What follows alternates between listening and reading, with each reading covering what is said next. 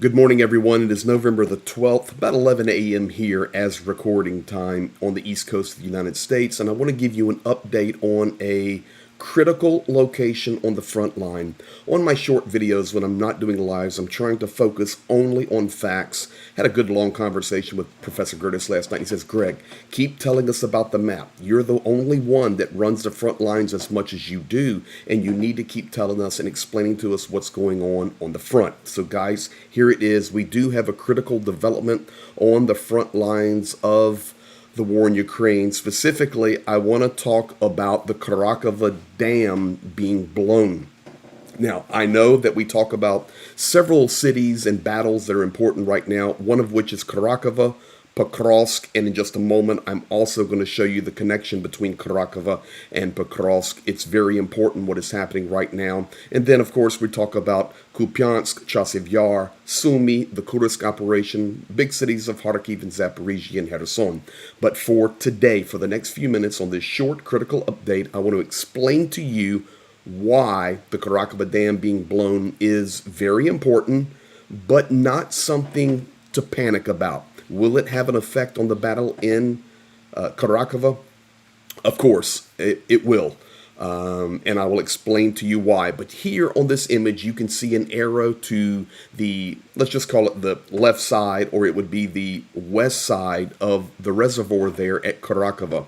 It is a large lake, it is a large reservoir, and it is a water source for those cities and towns and villages around Kurakhove. On the right side, this is the most recent updated map, that one actually coming from Deep State, showing where Ukraine is receiving the most pressure in and around Kurakhove, and we'll actually look at that on the map a little bit closer in just a moment. So where the arrow is Stary Tirnu, that's how you pronounce it, and that is where the dam was blown. This is actually an image of the dam being blown, and what I would like to do right now for you is just show you this. Take a look at this. This is some drone footage of the aftermath and some security footage there. In the foreground, you can see the cat. We're thankful the cat survived. But you can see, and you may look at this and say, okay, well, it's a small dam. I don't see water pouring over it. No, you do not. But there is water pouring under it. And as we move more into the wet and rainy season, it will even flow out more. So this is not like a dam burst and there's a massive flood and devastation. But what is important about this is it is affecting towns down flow or down the river from this reservoir. Why is that important? I'm going to explain it to you now. I am on the road and mobile, so you have to be patient with me on my production skills here. I think we should be good if I do that and then do that. So here we have Kurakhove. I will, and first of all, let's just take an outside look. Just in case you don't know, let me change this to black, make it a little bit easier on the eyes. This is Pokrovsk, what we're talking about, in Mirnograd. These are the cities making the headlines. And then, of course, Kurakhove right down here.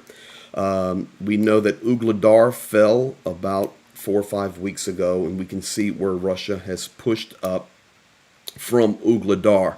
Take that off the radar right now. That is fallen. It is an uphill journey from Ugledar, so it makes it difficult. But Kurakhove, the dam was blown right there. And you may say, okay, well, it's not Kurakhove. It's not going to flood Kurakhove, and maybe we'll be okay. Yes, Kurakhove is not going to flood, but downstream there will be flooding in 3 key villages, and I'll explain to you why they are important. But I want you to see here the connection between Pokrovsk and Kurakhove and how close they are. And yes, there is serious assaults. We can call it an offensive, guys, coming in from the Russian Federation. They are taking some serious territory right now over the past 2 or 3 weeks, chewing up kilometers every day, to be quite honest. So why is this so important? First of all, let's go back and let's zoom in right here. Now I'm looking at a Google map, and you can see, of course, here is Kurakhove. This is where the dam is located. Why is that important? It's important for these reasons. The village of Dachny, the village of Stary Tirnu, the village of Shevchenko, and the village of Ulaklu. All of these, and this one is the least important, but Stary Tirnu, Dachny, and Shevchenko. There is a river that flows right down, the Volcha River, that flows down towards Constantinople. Yes, Constantinople is a city name in Ukraine. I've been there many, many times. What is happening right now is we have to evacuate Stary Tirnu, we have to evacuate Dachny, and we have to evacuate Shevchenko. Why is this important? Well, to be honest, it's not only about the remaining civilians being evacuated, which are very few, but these three villages are housing places, and this is not operational security, it's public knowledge, where soldiers use these towns to rest. They use these places to stabilize. They use these places to continue to support the battle in Kurakhove and the battle up toward Novosibirsk coming out of Kurakhove that fell. So why are these important? They're important logistically. So this dam being burst, no, it will not be like the Novokakhovka, but it is vitally, vitally important for support for the battle there in Kurakhove. Let me do this. I think if I go back here, thank you for your patience. There, so that's the image of that. The last thing I want to share with you right now is Pokrovsk and Kurakhove. So we've already talked about Kurakhove, the dam being blown, why it's important. I have a chain link there, just as a graphic to show you that these cities are connected and vitally important to supporting that southeastern flank there, standing against the Russian aggression that is heavy right now in that region. There is a highway that connects Shevchenko down to Andriivka, down to Constantinople. It is in the blue circle. The red arrow is toward the direction of Pokrovsk. The green arrow is where Kurakhove is, and the dam we were just looking at, and the town where the massive battles are going on. And then the white line is the key highway connecting Pokrovsk and the Kurakhove road. That road, Zhenya and I have ridden on dozens and dozens of times. I know that road like the back of my hand.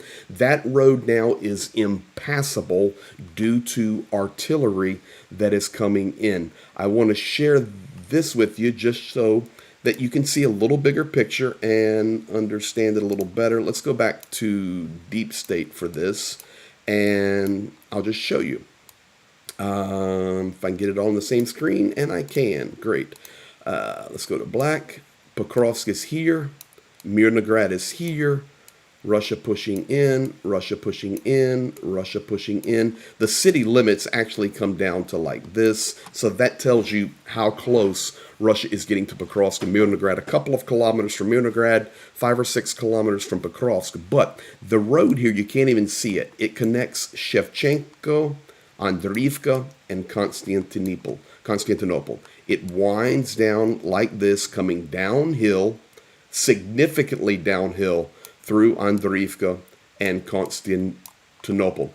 This road now under massive, massive assault with artillery, making it impassable. So when we look at the big picture, Pokrovsk is still able to be supplied from Dnipro way. We're good. We're holding. There are intense battles, but we're holding. Unfortunately, we're getting some very, very strong pushes. You know, here's Kurakhove we were talking about so much. It's now fallen, and the pressure coming on Kurakhove itself. With the dam being burst right here, Ukraine having to lose some of these support areas, you then understand at a quicker clip why this road here is so important. And this is the main paved highways as we always talk about. So those are the things, and that is the fact of what is happening on the dam being blown and why it is so important.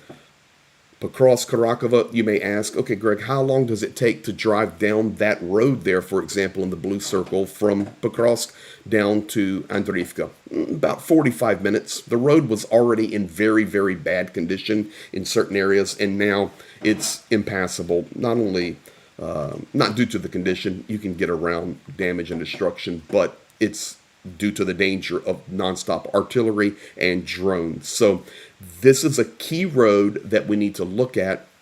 When you combo it with the push coming in, the blowing of the dam in Kurakhove, and the villages that are now affected where support systems are in place for the battle there at Kurakhove, the connecting road under constant assault between Andriivka and Pokrovsk on the north, this area is very difficult. So that is why we must continue to support wide open, because, guys, once you get through Kurakhove and you push toward Constantinople, it's very, very rural and very difficult to defend. So Kurakhove, Constantinople, Andriivka, and then, of course, that highway moving up to Shevchenko and into Pokrovsk and Mirnograd. I hope that helps you understand. Those are the facts. Do not be overly alarmed when you hear about that dam in Kurakhove being blown or ecological disaster. Of course, it's not good.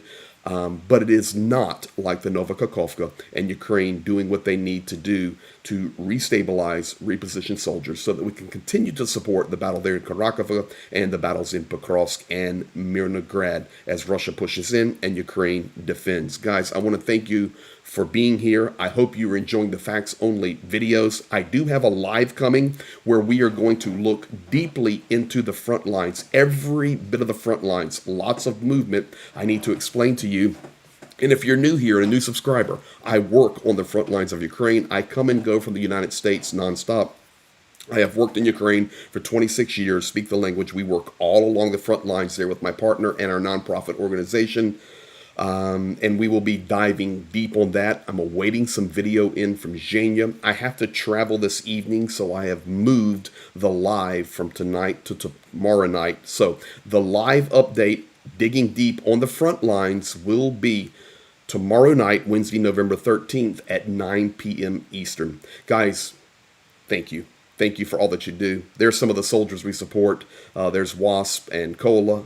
Oleg Nikolaevich, Vadim, of course, my partner there at the top, Zhenya. Thank you for dropping a comment, a like, subscribing, sharing, telling others, hey, this guy's there, in and out, telling us what's really going on. Thank you for your support.